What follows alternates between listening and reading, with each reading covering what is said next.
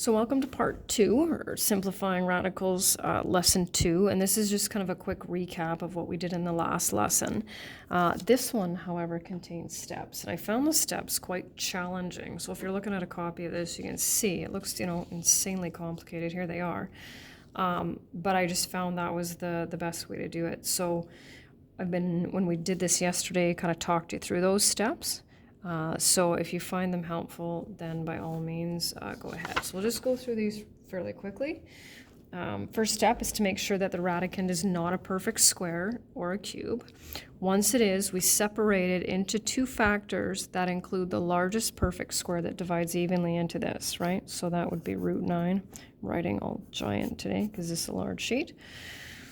Okay, and then we break it down into, right, so coefficient, if there is one, times, because this is a perfect square, it has a square root, as well as the other factor, and we have a two-part check. First of all, we'll make sure with our calculator that root 63 and 3 root 7 give us the same decimal equivalent, because they are equivalent, right?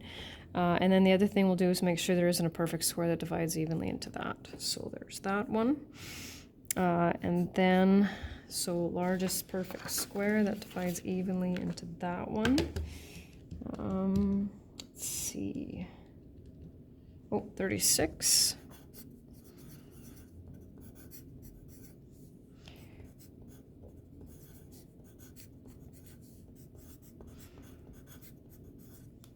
And so, oh shoot, there we go. So that's the review from that one. And now we're ready to move on. So we're going to move on to indexes that are greater than 2. But the process is the same. So I call this simplifying radicals 2. So we're going to do the exact same thing as we did before. It's just now we're going to apply it to cubes. So the first thing we want to do is look and make sure that 512 is not a perfect cube. So this is where we worked with these a little bit in the yellow unit. You'll become a lot more familiar with them, but of course you don't have to memorize them. So if I keep going here, you can see there's the 512, which means it is a perfect cube. And so we need to take our cube root on the calculator, and remember to do cube root and not square root, and we will end up with 4 times 8.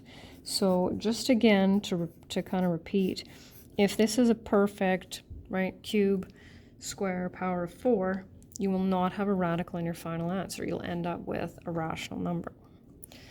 So this one, so this one is not on the list. So now we need to find the largest perfect cube that divides evenly into 16, which is 8. This is a perfect cube, right? So we're going to have 2 cube root of 2. And this works exactly the same, right? So we'll do this one here.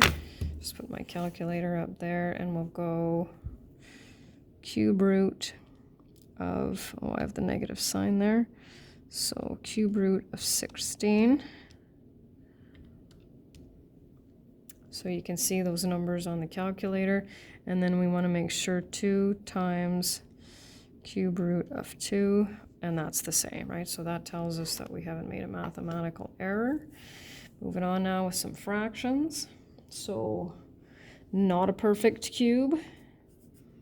And the largest perfect cube that divides evenly into it is 27.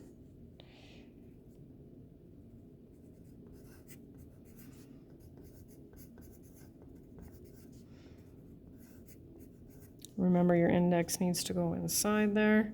So then we multiply. When we multiply fractions, we multiply numerators, multiply denominators. Negative 6 over 3 is negative 2. Don't forget the little 3. That happens sometimes. Just want to check that before you hand it in. And this one here. So remember, I said sometimes we want the positive and the negative values. So 5 times the cube root of 8. Bring down our numerical coefficient, and plus or minus 10 cube root of 5. Pencil's getting a little dull, so I'm going to pick up a different one here. And moving on, So same kind of deal here. We just have a few examples to go through as well. If it's a perfect power of 4, right? So this time we're now looking for what times itself, times itself, times itself will give us 16, right? So plus or minus 2. That pencil's no good either. Okay, hopefully this will work. Sliding over. So 162 is not on that list. So we want to watch that. There we go, that's better.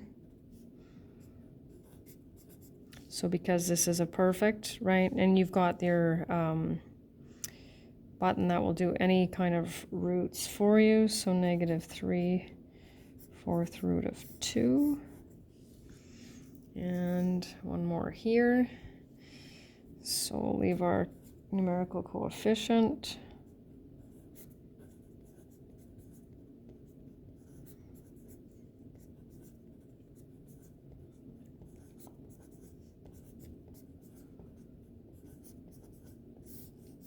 And again, same idea, right? Check to make sure there isn't a perfect power of 4, decimal equivalent, and then I just snuck one in there with a 5.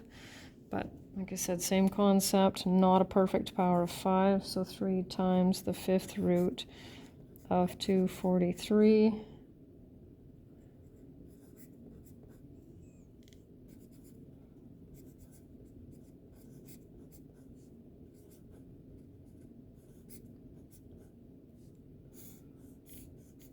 And that's the end of part 2.